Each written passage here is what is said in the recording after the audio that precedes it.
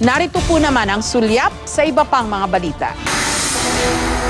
Muling gumawa ng kasaysayan ang programang Real Time matapos makamit ang Amad Prize mula sa prestihiyosong Monte Carlo Film Festival sa Monaco para sa dokumentaryong Isinulat sa Tubig na tumatalakay sa kalbaryong kinakaharap ng mga estudyante sa Matnog, Sorsogon. Ito ang kauna-unahang pagkakataong maiuuwi sa bansa ang naturang parangal. Ang Real Time din ang nag-iisang programa mula sa Asia na kinilala ngayong taon sa isa sa itinuturing na pinaka-prestihiyosong award-giving institution sa buong Europa. Ang executive producer ng Real Time na si Jason Santos ang tumanggap ng parangal. Iginagawad ang Amad Prize sa mga programang mahusay na tumatalakay sa mahalagang isyu sa lipunan sa iba't ibang panig ng mundo. Pumakot din ng parangal ang ilang kapuso show sa 2017 US International Film and Video Festival. Itinanghal na Gold Camera Awardee ang programang Eyewitness para sa dokumentaryo nitong Busal.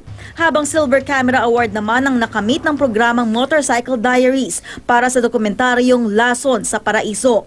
Ito na ang ika-4 na Silver Camera Award ng naturang programa. 2 Silver Screen Awards naman ang iniuwi ng programang Front Row para sa mga dokumentaryong Bata sa Bintana at Mga Barya ni Lola Maria. Silver Screen Award din ang iginawad sa mga dokumentaryong Body Collector ng Eyewitness para sa Current Affairs category.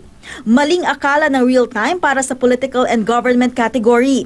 Maging ang programang I Believe para naman sa Children's category. Hindi naman nagpahuli ang mga programang Alamat, Reporter's Notebook, Brigada, Real Time at Idol sa Kusina na binigyan ng Certificate for Creative Excellence. Ito na ang ika-50 taon ng US International Film and Video Festivals sa pagbibigay pagkilala sa natatanging produksyon sa iba't ibang larangan sa buong mundo. Pinirmahan naman ng management ng GMA Network at GMA Network Employees Union ang isang bagong collective bargaining agreement. Nilalaman ng CBA ang mga napagkasundo ang benepisyo ng management at union na epektibo simula Hulyo ngayong taon hanggang 2019. Nilagdaan ng kasunduan ni na GMA Chairman at CEO Attorney Felipe Gozon, President and COO Gilberto Duavit Jr.